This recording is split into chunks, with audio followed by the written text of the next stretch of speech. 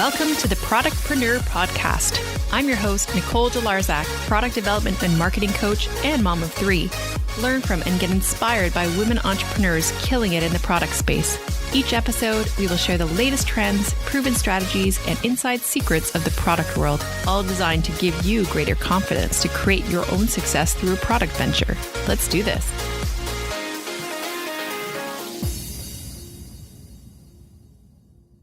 Welcome to the Productpreneur Podcast. Now, if you're a maker or you want to get into handmade goods, this next episode is for you. Today, I'm speaking with Dana Midkiff, founder of Pink Door Wreaths.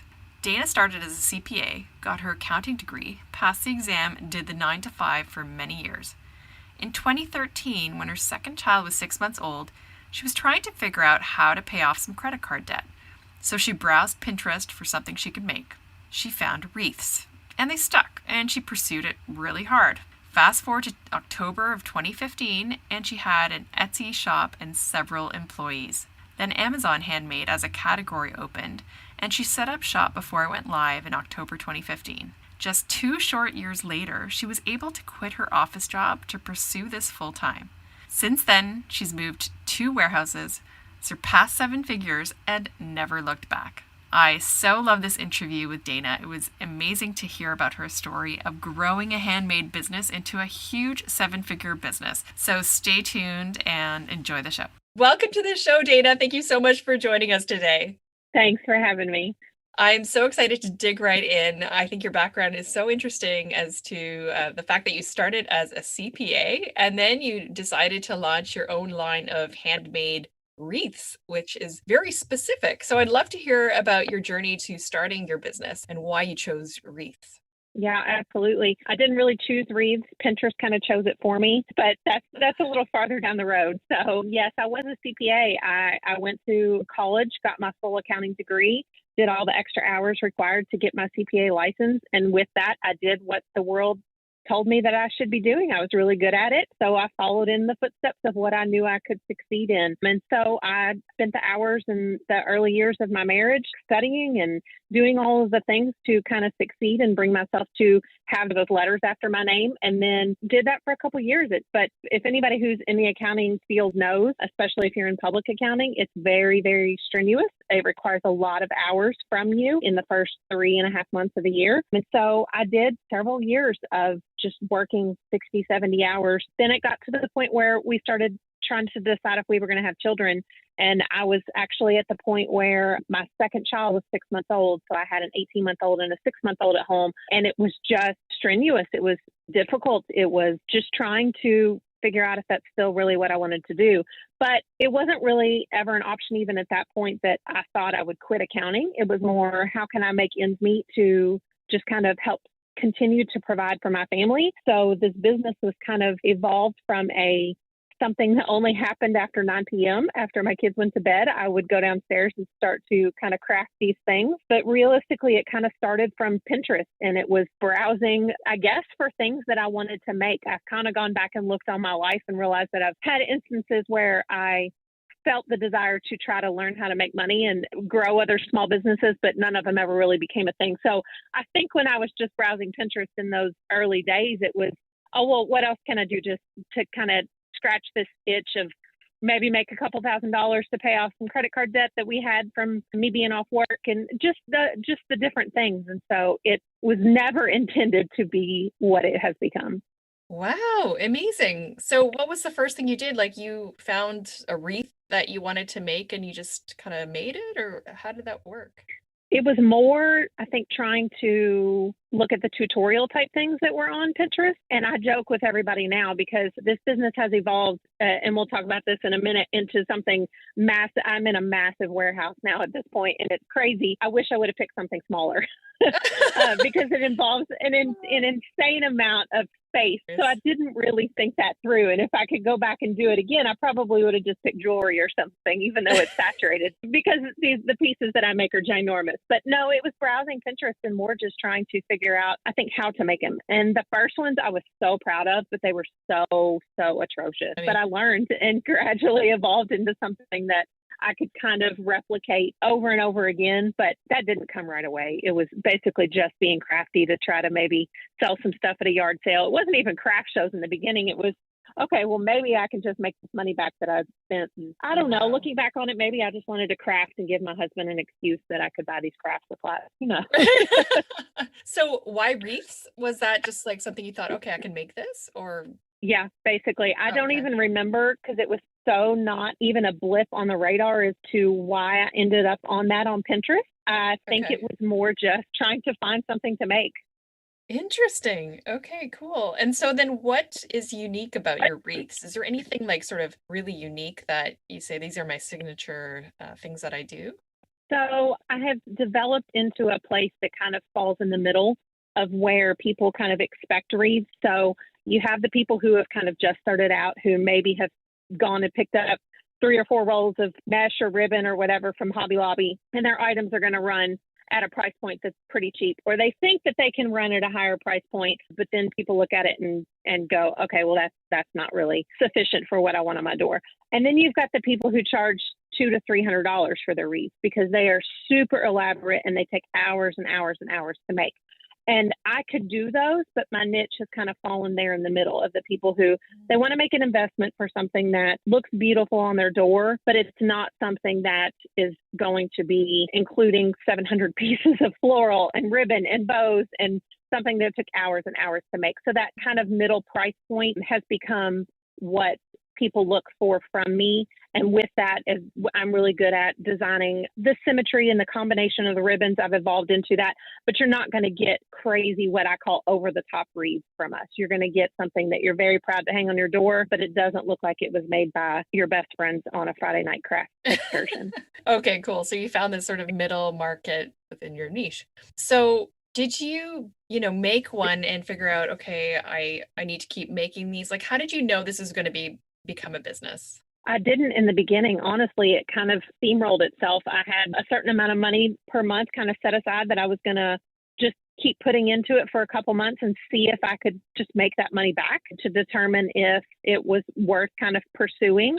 And like I said, going back and looking at my history and kind of have a desire to do this, I had done enough quirky things on the side to figure out, okay, at a certain point, I've spent too much time and it's not actually made money from that. So I knew that I was going to go into it with a couple months of just trying to see if I could turn a profit from that. And obviously the profit turns around and goes back into the business in the early years, but it was more, can I actually just generate more money from this than I'm actually putting into it to make them? So it was just evolving into figuring out how to sell. So in the early days, it was just like friends and family, it was Facebook Marketplace, etc. So then I got on Etsy probably 6 months into actually figuring out that I could sell something that could kind of create the same look over and over again. Okay, got it. So you got into Etsy. And then did you start seeing like new people other than friends and family get interested in your products? Yeah, there was kind of a turning moment in my head, probably about a year in, of realizing that maybe I'm not even my target market. So if I'm not my target market, I can't force my mom to be, or my aunt to be, or my best friend to be. That the person who might want this product, I have to reach a little farther to find them. And it may not even be people in my city, or there may only be some people in my city who want it. And I wanted to sell more than just those some people in my city. And so realizing that I had to go kind of farther out onto a platform that might actually reach more people. Honestly, it was a stumbling block for me in the beginning because I was intimidated by the idea of shipping and figuring out how to even go into that with getting my product to more customers. I was very local in the beginning. So if you didn't come pick it up off my porch, you weren't getting it. Getting through the stumbling block of realizing, okay, I have to overcome these fears is really what took me to the place of realizing that the market can be anywhere in the country that I choose it to be, which is so bananas to me, seeing that we now have 3 UPS trucks that show up at my shop every single day to pick stuff up. Wow, that's insane. Yeah, that's so interesting. And I think that applies to a lot of people. They think, okay, let's just start local and kind of are scared of going beyond that. But I mean, you could even ship internationally. Do you ship internationally? I do not, because my products are so big. I haven't really found a market that does that. Okay. I have other people that I've kind of coached through growing handmade businesses that do have tremendous success from that, but it usually favors itself to smaller items than what I make. Okay, got it. So you started on Etsy. Is that something that you recommend for makers? Absolutely. And part of my journey, which we'll talk about, is evolving into Amazon. But with that, a lot of people come to me with this question of, oh, well, you're so good at Amazon. Should I just jump right into that? And my answer is always no. Etsy is a fantastic platform, especially for starting out, because it's super intuitive. It's not hard to figure out the back end of it. It's not hard to kind of set up that listing and at least get some things into the boxes that you know what they're kind of expecting with that. Etsy's also a lot more forgiving in the fact that if you are kind of a new baby business and you haven't figured out how to ship your products without breaking them, or you haven't figured out how to create a product that a customer can wear for 2 months and not break, if you're working through those things, Etsy's a platform that's a little more forgiving on that, where you can kind of work through those issues of providing high quality products that actually look like they did when they left your house or your basement or wherever it is that you're shipping from. Those are a little easier to overcome on a platform that's more tailored to handmade artists. And so with that, you get the time to kind of work through the nuances of improving the quality of your business rather than having to work through the nuances of learning a crazy difficult platform. Got it. And what about having your own website versus Etsy, or did you start with both, or you just started with Etsy? I definitely started just with Etsy. I have chosen to use Shopify for my own actual website where I am working to own those customers and stuff, but that's a process. And being able to wrap my head around what it takes to drive traffic to my own website has been several years of an evolution. And so I am definitely not at the point on my website where I'm fulfilling anything close to what I am on the other platforms. Well, my Shopify is probably approaching what my Etsy is at this point. It's not anywhere near where my Amazon is, but Etsy was the first stop for me because they have the customers already. Right. You don't have to try to find them. They come to you. And the cool part about Etsy in a handmade business is that they're not super strict about how much you can try to convert those people into your own website buyers. And so there's a lot of work that can be done when the buyer finds you on Etsy and purchases from you on Etsy. You can then have a little bit of leeway in trying to convert maybe future sales from them onto your own website. Okay, cool. So you can drive traffic through Etsy and then convert them to your site. That's a question I get a lot. It's like, which platform? And it's interesting that you started out with Etsy and then eventually evolved to Shopify. But I would agree, it is very difficult to get traffic to your website. So it's great to already be on those platforms where people are searching for things and they already are there. So that's cool. And I'm 8 years in now at this point. And so it's really taken a long time to evolve into a way that all of the platforms can be what you want them to be. And so had I started out on day one and expected everything to have come to me just from my Shopify website, I would not be where I am today, because it's a kind of a well-rounded understanding of business and what your customers want to see. If you were to start on day one and try to understand what your customers want to see on your social media, how are you going to figure that out without having customers? Well, where do you get customers? You can start with platforms like Etsy. Right, exactly. And you're appealing to the way people shop. They want to buy a few things at once rather than going from website to website. Now, within 2 years, you grew into hiring others to help you make the wreaths, which is really a milestone that all makers would love to see. And so what was the hardest thing about hiring other people?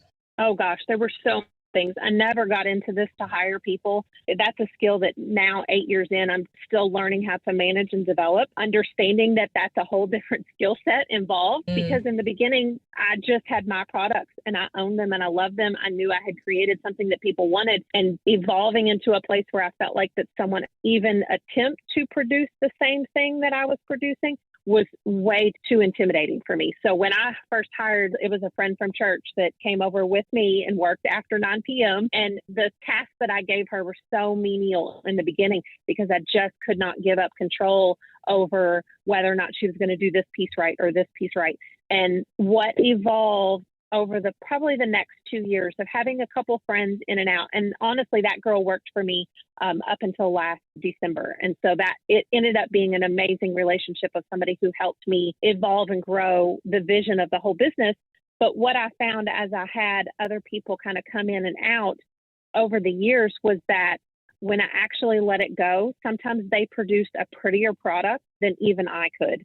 And when that kind of started to happen, it was, okay, you cannot hold on to everything, because sometimes more growth can come when you actually let somebody else who might have another skill better than you, that either you knew you didn't have that skill, or now you know because they make a prettier product than you, can catapult your business in ways that you never really even imagined. That's such a good piece of learning. Yeah, is to let go, but you also probably had to train them on the Yes. right ways to do it and the systems that you already had put in place, correct? Yes. And realistically, and because I wait too long to have someone come in and help me, I was only doing this 3 to 4 hours a night. And so a couple months into it, when I kind of started to feel out whether I needed help, I had somebody who was kind of on board, not from the beginning, but just from the point where I really started to grow. And so with that, I almost for the entirety of this business have had other people to help bounce off of the growth in the systems. And so when we knew that something wasn't working or an item kept breaking because of the way we were shipping it, it wasn't just on me to come up with how to fix that. I had other people to help me theorize and brainstorm and figure out what might be an answer to that solution. So realistically, it's been what has brought this business to a place, because I can only have so many ideas. But the conversations that come from having other people who understand inside your business, one, because you've trained them to be in a place where you're at, but they're also ingrained in it. And so if they're the one who was boxing those things and they kept coming up broken, they have an investment, a personal investment of understanding, okay, how can we fix this? Because I don't want to keep creating this problem, or I know that you don't want to keep creating this problem. So the conversations that came out of having those people around to develop systems and processes from have been priceless in my growth. I think, yeah, you're right. Like hiring people or having people on your team at least helps you realize what the possibilities are and ways to improve that you may not have seen yourself. So that's a great point. And I'm in a growth mindset now, and that's not even a thing that anybody called it back in 2013 when I was starting this. But basically, there's your limiting beliefs. And so my limiting beliefs at that point were that I was the only one who could produce this, and I was the only one who could come up with the ideas. And so when I realized that I might be the one standing in my way, it was a game changer for my business. Exactly. And those limiting beliefs, they capture us all. And so we have to get through them. And sometimes you need other people to help you get through them. All right. Then you sold through Amazon eventually. So how did that affect or grow your business? And when did you start selling through Amazon? So I started my business in 2013. And so I probably got on Etsy probably the end of 2013, beginning of 2014. So I was selling on there, and I was pretty established at that, to a point where I could expect somewhat consistent sales, not sales to the point where I was talking about quitting my job or anything like that. But Amazon decided in October of 2015, they opened a specific category called Handmade at Amazon. And I had a Post-it sitting on my desk at my CPA office for a while that just said, get on Amazon. I had struggled. I had tried to figure out how to do it. It was a platform that when you just kind of research from the get-go, it did not look like it fit makers. They were expecting UPCs, and just the whole structure of it was not designed to just let me jump on the platform and sell those items. And so I had been trying to figure out how to get on there. And I remember when that email came through of seeing that this was going to be a new category that they were creating, I was fully on board, ready to see what it meant. And so they started taking applications a couple months before October. So I applied and got accepted, and they let you basically start to set up shop so that the day it went live,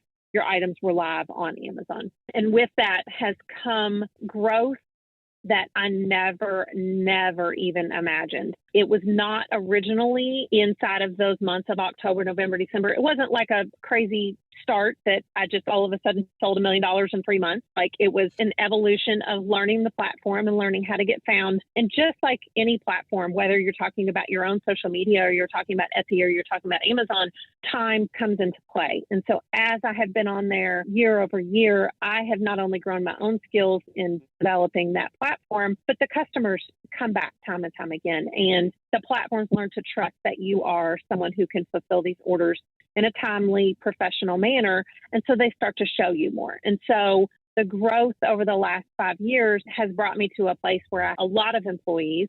I have a large warehouse, and actually 2 years into the process, so I got on Handmade at Amazon in October of 2015.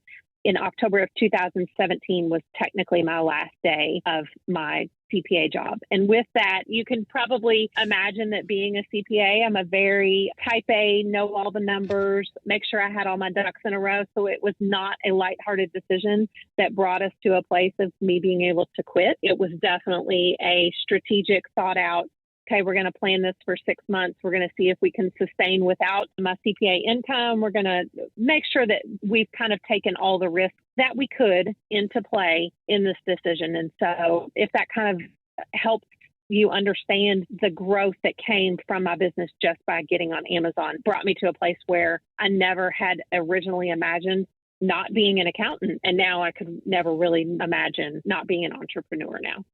Wow, so cool. I love that. And so would you say that, because of Amazon, your business skyrocketed like it did? It's got a lot more traffic than Etsy probably Etsy ever will. Etsy is a fantastic platform. There are people who go on there because they love the handmade product. And Etsy's doing a lot to try to help grow their name, which is amazing. But Amazon is just such a large group of customers that most everyone that we interact with day to day in some way, shape, or form purchases from Amazon. Mm-hmm. And so do all the buyers always realize that they're purchasing handmade items on Amazon? No, but it doesn't mean that they're not still searching for what that might be and that they might actually end up purchasing that item from me. And so it's brought me to a place of being able to kind of plan out my years, plan out my seasons, et cetera. One of the really cool pieces of Amazon that has allowed my growth, which I did not delve into probably for the first 6 months of being on there, is what's called FBA. It's fulfilled by Amazon. And that's basically where you make the product ahead of time and send it into a fulfillment warehouse. So you may live near one, and they're kind of all over the country now at this point, but they're these massive warehouses that are basically just holding all of this product that sellers have turned around and sent into their fulfillment warehouses. And once those are in those fulfillment warehouses, that's how you get the Prime badge on your listing.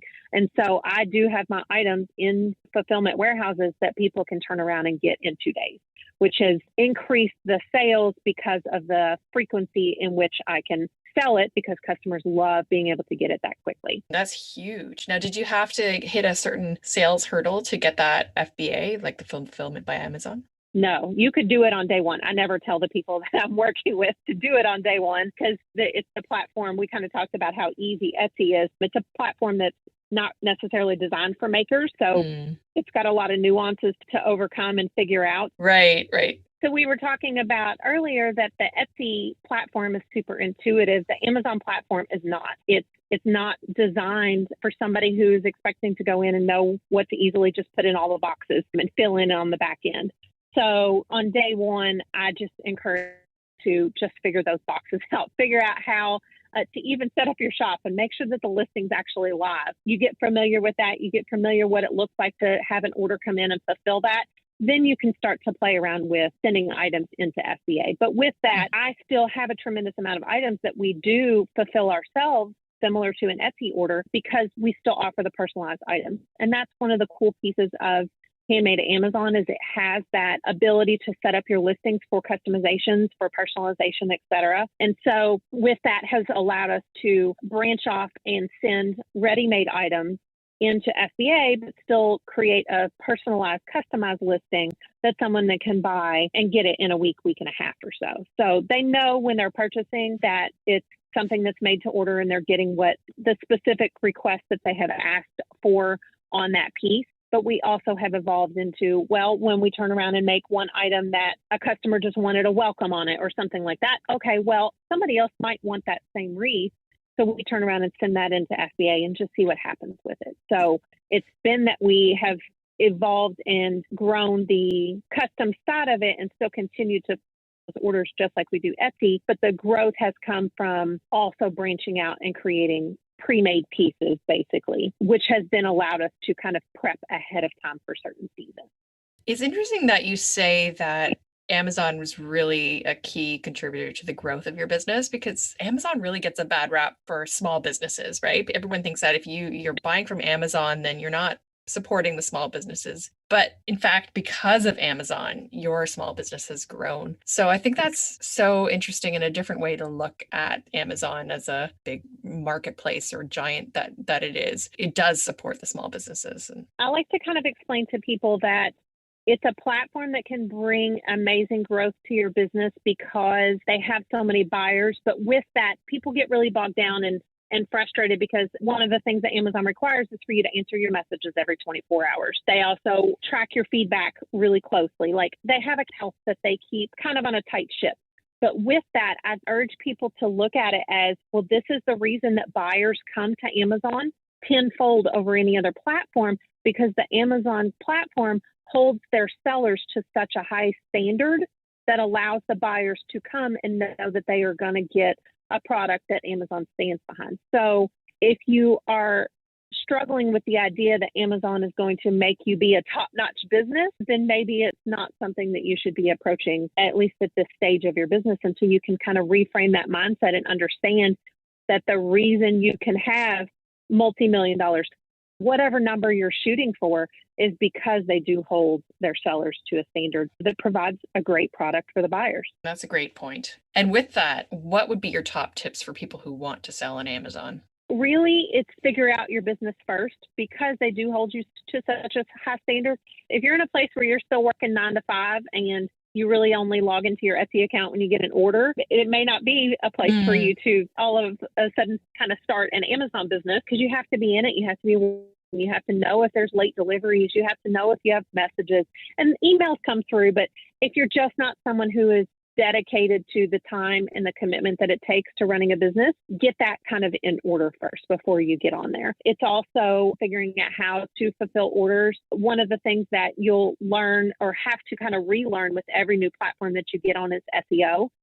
Search engine optimization. And so each platform, knowing that you're going to have to spend some good amount of time and energy figuring out what it takes to get found on those platforms. People think that, I can just put it up and it'll sell, but it takes a lot more work than that. Right. Oh, that's a great point. Yeah, as an SEO is so important for your own website, but also for all those other platforms for sure. And how are you growing the awareness of your product? Like, do you advertise, or are you just getting organic traffic to your site? I have now evolved into a place where I see the beauty of advertising. Advertising only works so well if your SEO is on point. So in the early years where I didn't really understand that, you can throw an advertising budget at the wall and it won't do anything, because if the platform doesn't know what it is that you sell, if your customers are not finding you, advertising is not going to do any good. If you don't have the that they're searching for, it's not going to matter. But I have now evolved into a place. I don't love Etsy ads because they don't give you a lot of control. I do still play with them. I do still give them some money, but nothing like the budget that I give Amazon on a daily basis to get my items found. On that note, because I have found such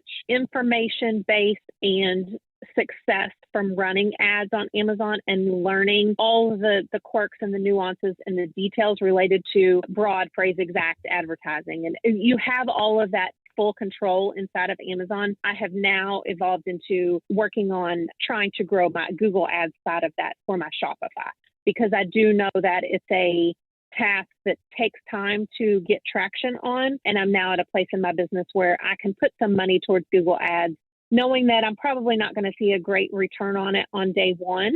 But if I can commit to letting these things run for 6 months to a year and really hone in the SEO and the ad side of my Shopify, that I could possibly have the same success and trajectory that I found on Amazon.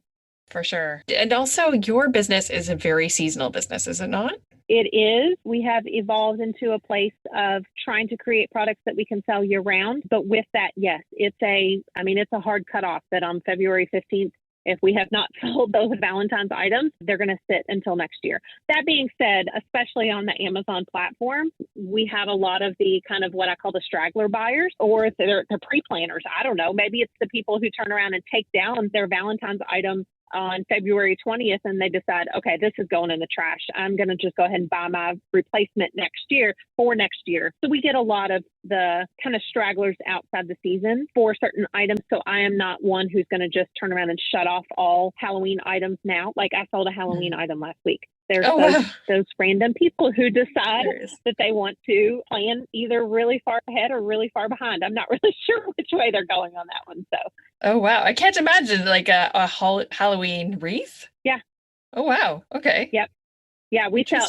I now have every holiday. We sell all year long. I obviously have higher seasons, but yeah, I mean, I keep my employees fully employed with hours per week all Yeah. year long.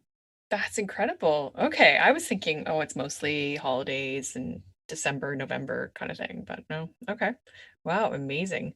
How has COVID impacted your business? Oh, COVID. COVID was a very scary thing in last March and April because no one knew what it meant.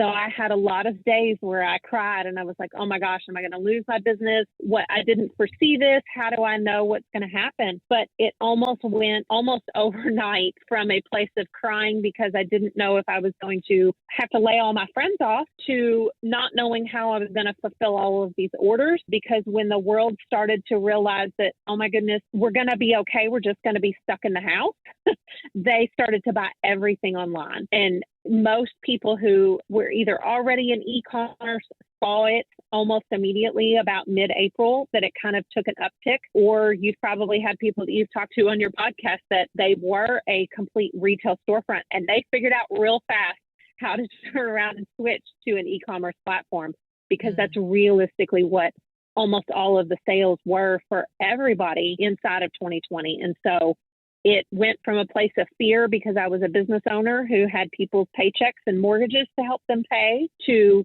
trying to figure out how to keep everyone healthy and safe, still fulfill this insane amount of stuff that was coming in almost overnight. Wow, that's interesting. Yeah, a lot of people would say the same thing that initially it was the fear, but then their businesses either exploded or they had to figure something out. And what are some of the key wins you've had to date? Like you've moved from small handmade business all the way to a seven-figure business providing products nationwide. What are you most proud of? So the thing I would say the thing I'm the most proud of at this point right now, and it may be a different answer 2 years from now, but it's the warehouse that we're in now. So I started this business in a house that we owned. I ended up taking bedrooms there. We moved into another house with the intent of that helping grow the business and run the business. But inside of that house is where I got into Amazon. So I outgrew the full basement of that house. So we moved into a warehouse in 2018 that was 6,000 square feet. And I thought, oh my gosh, this is amazing. This is going to be great. It took 2 years to outgrow that. So it kind of became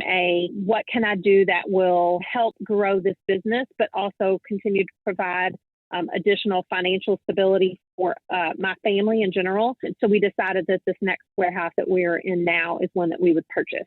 And so we are paying a mortgage on a really large building. And when it's all said and done, the business is going to help create this additional asset that is going to just be owned by my family and have something to kind of pass on to them, but still give me the avenue to grow the business. So right now, that's what I'm the most proud of. When I outgrow it, you might have to ask me what I'm most sad about. But That's amazing. Yeah, I think owning real estate, you can never go wrong. So that's perfect. And what would be your top tips for people who want to get started with a handmade business? realistically, there's a couple things that are super important. You're not going to sell anything if your photos are not pretty. So if you don't know how to take photos, either photo class, hire somebody that wants to do it on the side, a friend who is really good with iPhones do amazing things now. But if you don't understand the angles and the things to take a pretty picture, figure that out because it's going to look handmade if you don't kind of master that in the beginning. It's also just understanding that